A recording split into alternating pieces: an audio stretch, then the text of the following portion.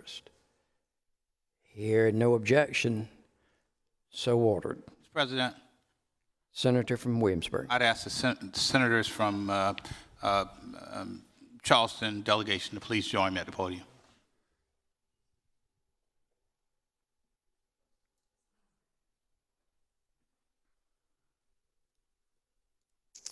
Senator from Williamsburg, point of personal interest, up to 5 minutes. Thank you, Mr. President, and members. Feel challenged somewhat following the presentation by the senator from Colleton as she recognized a very incredible individual. So I feel challenged in one respect, but fortunately for us, the individual who we've come before you to pay tribute to is also an incredible South Carolinian. And I'm talking about Gedney Howe III. We lost Gedney on March the 21st of this year.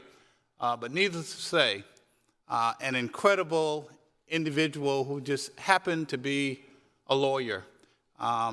Skills beyond skills would be a way to describe Gedney Howe and his incredible legal career. I'm honored to have known him, honored to have had the opportunity to work with him from time to time, and I'd just like to share with you all just a couple of what I consider to be significant roles that he's played, both in the life of this Senate and this state. So Gedney represented the South Carolina Senate on 2 occasions doing reapportionment. And why did the Senate choose Gedney Howe? I submit to you because of his skill, his legal acumen, and the manner in which Gedney continued to conduct himself. And so that's him representing the Senate. I think all of us remember Operation Lost Trust and the number of folks that were convicted as a result thereof. There was one person charged that was not convicted. That person was represented by Gedney Howe. And I'm sure the facts had something to do with it as well. But anytime anything incredibly big was happening in the state of South Carolina, you'd hear the name Gedney Howe mentioned, and it drew attention. Gedney is known as having one of the largest longshoreman verdict in the state and in the nation. I mean, that's just, again, the quality of work that Gedney performed. I'd like to mention one other thing, and then I'll open it up to other members of the delegation who'd like to speak in honor of Gedney. And I will say this as well. It was our intent to have a resolution ready today, and I received some information, but candidly, when I looked at it, I said I told the senator from Charleston that we needed a wee bit more because we want to make sure that when we get the resolution done, that it's fitting of an individual of Gedney's caliber. But many of us, I remember, are familiar with the Emanuel 9 situation. And of course, that case had a criminal element to it, but it also had a civil element to it. I don't know that as a lawyer, being involved in litigation like that, I've been as, it's not a good way, let me take a step back, strike that one. I don't know that there's a civil case that has challenged lawyers in the way that that one did. And I'm satisfied, and there may be some differences in terms of the groups of lawyers that were involved, but I'm satisfied that the key elements about how we presented that case came out of Gedney's office with Gedney Howe and Alvin Hammer.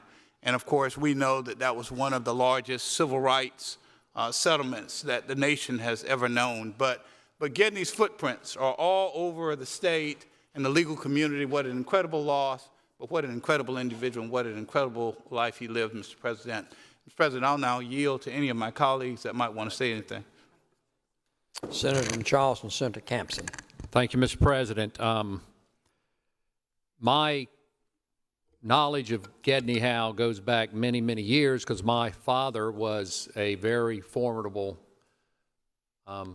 plaintiff's attorney in Charleston and practiced during, he's a little older than Gedney, a fair bit older than Gedney, but he practiced law in Charleston, had great respect for his abilities, his acumen. I actually was involved in a case on the other side of Gedney, which we ended up settling, but very, it was a good settlement now, but got a real close-up look to his firm and his acumen as a lawyer, and it was outstanding. Another thing that a lot of people don't know about Gedney, he was a great outdoorsman. He has one of the finest pieces of hunting properties in Berkeley County. I think it may be in your district, Senator.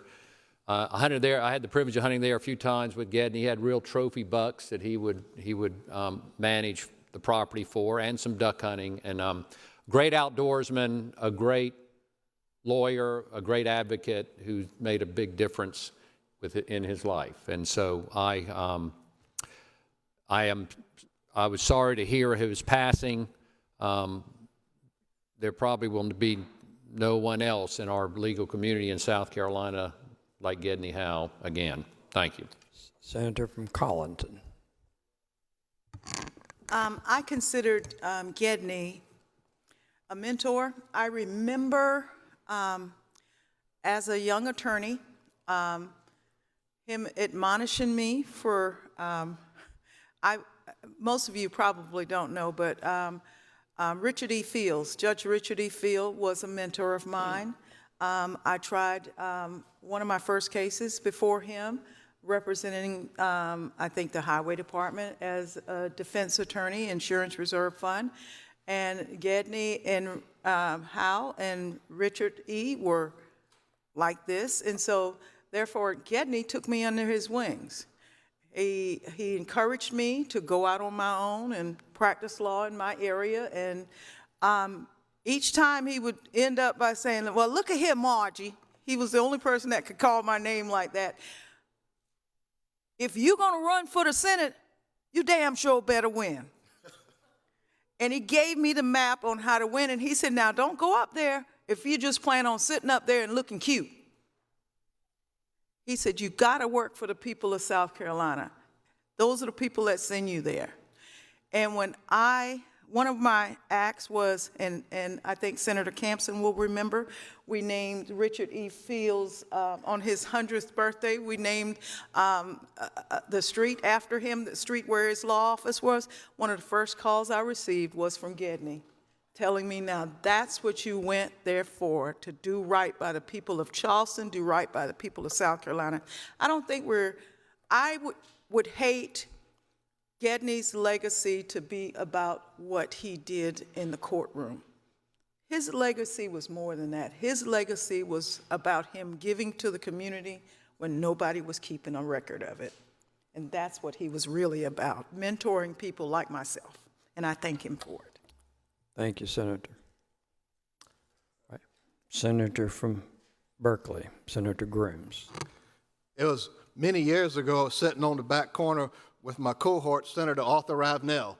And at the time, the Port Authority back then, they were doing something in North Charleston that wasn't quite right. And we were conspiring back there. It looked like we were going to get run over. Didn't quite know what to do, how to be able to help the folks we were representing in North Charleston at the time. And it was on a Thursday about like this, and Senator Ravenel's out there, and he comes back in, and he has got his seersucker suit on, and he's got smiles all over his face. And I said, what's up? What have you learned? He said, we got Gedney. And I said, well, what does that mean? He said, that means we gonna win. What a great legal mind. My boys have been in law school with his son, who now has some big shoes to fill. But what a smart young man he is, and we all feel for the Howe family right now. But what a great legal family. Thank you, Senator. Senator from Ori, Senator Rankin, what purpose do you rise, sir? See if the senator from Williamsburg will suffer a question. Senator Yield for question. I do. And I appreciate your taking time to do this and the Charleston delegation joining in unison to do this. I want to give you a little view from Horry County on the power of the name and the power of the legal acumen, as well as the generosity. I was involved in a case that went badly for the other side, and there was a question about coverage and a question about an offer to settle that I had made on behalf of my clients that ultimately was proven not to have been delivered to an insurance company in Arizona. And so a bad result became potentially really worse for folks on the other side. So it was suggested that a pre-suit mediation would be a perfect opportunity for folks to be held accountable and also folks to put behind them some problems. Did you know, Senator, that the power of that name, Gedney Howe, reached to little old Luke Rankin in Horry County when it was suggested you might get an affidavit of value, and you might get it from a certain fellow by the name of Gedney Howe. That letter, like E.F. Hutton, the name meant an incredible impact, made an incredible impact in that case. And that problem for one side was fixed, and everyone walked out of there. I didn't know Gedney, had never met him, but I certainly thanked him, and I join you in the honor that you've given him, his family, as they remember and celebrate the good that we saw and the good that only they saw, that, again, defined who he was. So thank y'all for doing this. So Senator Maury, what I would tell you is that the story you told is not surprising, and I would not be surprised that there aren't thousands of other folks who could share similar stories. I'll conclude on this note. Back in the day when I became a young lawyer, we had what they called the Bridge the Gap program, which was a program that allowed experienced lawyers to come in and share and try to motivate and all of those kinds of things. And as busy as Gedney was during that time, he found time to come to my class. And Senator from Colleton's absolutely right to inspire us as young lawyers to go out and try to do good work. And so, Mr. President, we're just really honored that we would be given this time by the Senate to pay tribute to an incredible man. Again, I think some of the senators have voiced their condolences for the family. And, Mr. President, I have a unanimous consent request. State your request, Senator. Mr. President, I would ask unanimous consent that on the next available date that we adjourn in honor and memory of the life and legacy of Gedney Main Howe III. Without objection, so ordered on the next available day, we'll stand adjourned in his memory of his outstanding career and the man that he was. Mr. President, Senator from... I'd ask that the role of the Senate be added to that. Is there objection that the role of the Senate would be applied to the standing in memory adjournment motion? I see or hear no objection to that, so it was ordered. Thank you, Mr. President. Thank you. Thank you, members. Thank you, Senator from Williamsburg and Charleston delegation.